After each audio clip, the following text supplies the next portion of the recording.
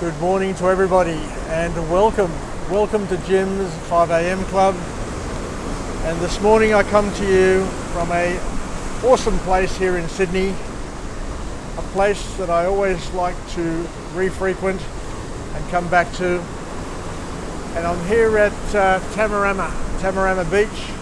Let me just give you a panning shot and just show you.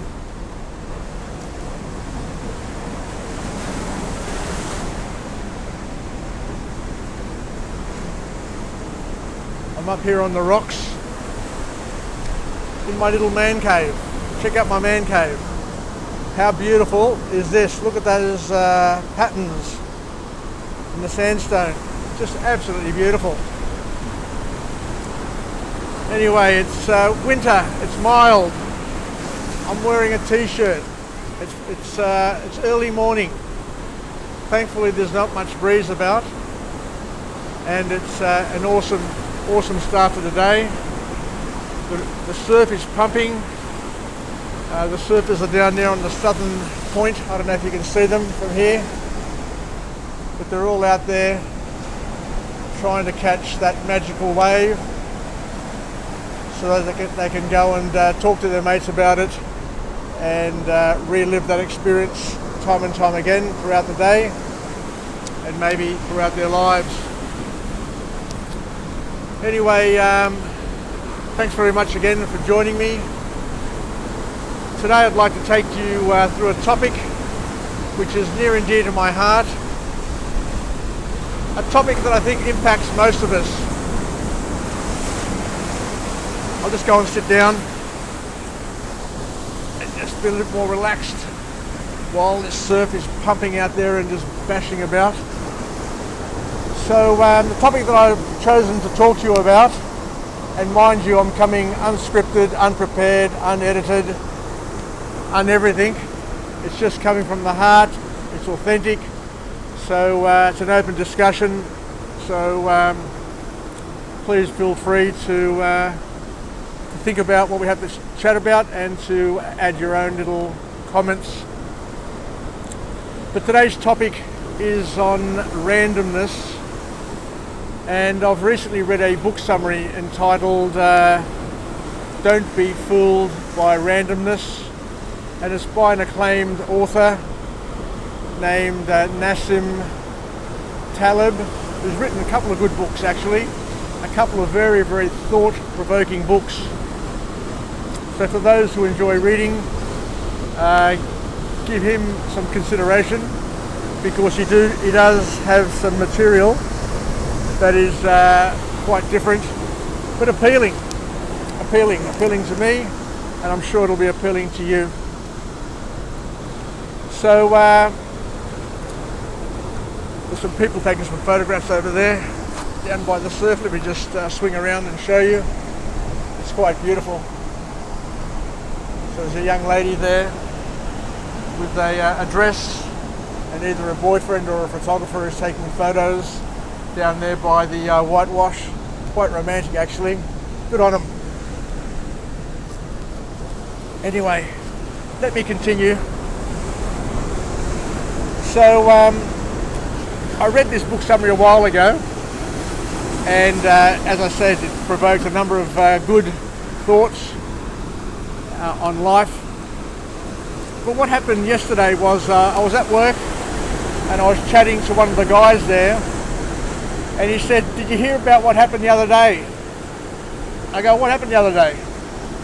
He said, "There was this guy on a boat that had gone offshore to go fishing, and they were just powering through the water, going out to where they were going to be fishing for the day. And a Spanish mackerel,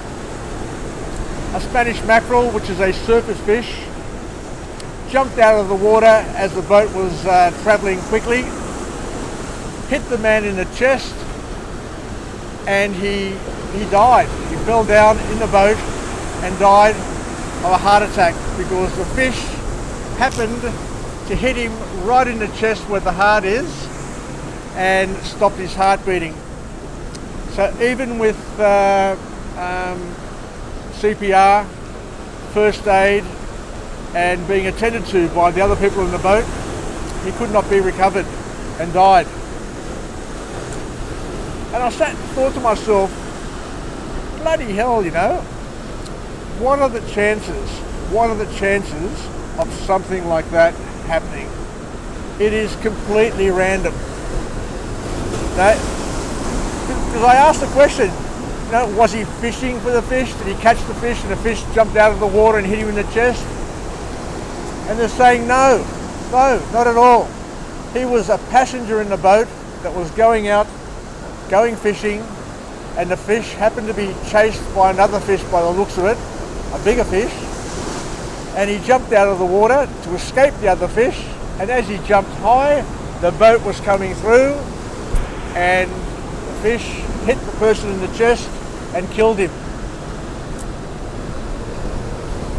So how often do things like that happen in our lives or in people's lives? You read about it every single day. You know, just a few months ago there was a family being escorted by a childminder to go and pick up some ice creams, and this guy was just driving up the street. He was drugged or under the influence of something, either drugs or alcohol, ran the footpath and killed 3 or 4 of those children, as well as injuring a number of other children. And you say to yourself, how do things like that happen? That is totally random. Those kids could walk that same path for the rest of eternity, and a car would never ever mount that place at that exact moment when they're walking through that place. It is completely random. And yet these random things happen.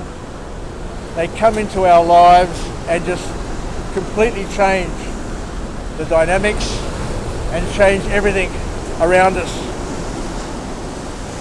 But Taleb, in his book, talks about to be careful that you don't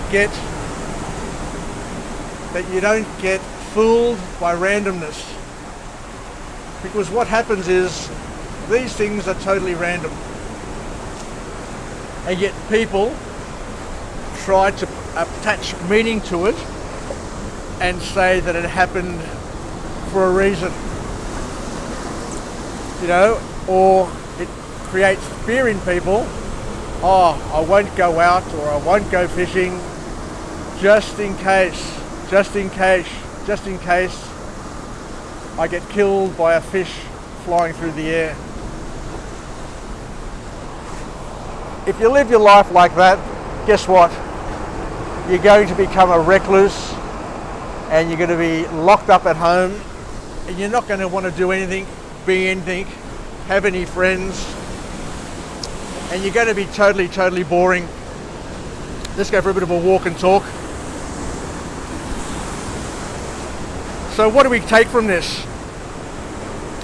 What we take from this is that there are things that happen in our lives which are completely random. You fall in love, you meet somebody, you meet the right person, you meet the wrong person. All of that, to a certain extent, is based on randomness. Let me get the surf in the background here. Let's hope I don't get washed off these rocks randomly. You know what I mean? Whoa! Whoa! How powerful is this? Anyway, so I guess the lesson to young people is you're going to live your life. You're going to live your life, you're going to take risks, and just hope that you're not at the wrong place at the wrong time, because regardless of how careful you are, regardless of how cautious you are, if your time is up, your time is up. Sometimes by being cautious, you're lining yourself up for calamity. You don't know. If I leave 5 minutes later, that 5 minutes later may coincide with a truck flying through an intersection and T-boning the car that you're driving in and killing you. If you go 5 minutes later, or 5 minutes either way, or half an hour, who knows? You can't control it. It's completely random. So I guess the trick is, I guess the message coming from me and coming from this book is just don't overthink it. Don't overthink life. Don't overthink risk. Don't overthink many things. Because chances are it won't happen. The big chance is that it won't happen. There is, however, a very, very small random chance that it might happen. But if it does, all you have to do is just deal with it. If that surfer down there, worried about sharks, worried about getting thrown onto the rocks, worried about getting taken away by a rip, or worried about the millions of things that could possibly go wrong, guess what? He'd be at home in bed, not living the dream and being a nervous wreck. I'd buy these bloody guys. Good on them. Anyway, the water temperature out there is about 17 degrees, 18 degrees, so it's very, very pleasant. I'm going to head down and go for a swim there at Bronte as soon as I finish this vlog. But let's finish up with a positive affirmation.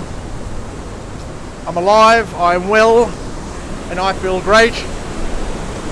To all my friends and family, stay relevant, stay connected, because life is random. A lot of things happen in a random way, but we shouldn't overthink it and shouldn't be too worried. Hope for the best and just plan for whatever happens, and if it does happen, just change your course and sort it out. Anyway, until tomorrow, 5 a.m, I look forward to chatting to you again. This is Jim at magical Tamarama in my cave, in my man cave. Coming to you, signing off, and until we chat again, Yasas, sa sakapao para puli, que tatapume. And don't be fooled by randomness, by Nassim Taleb. Great book, great message. Yasas. Bye.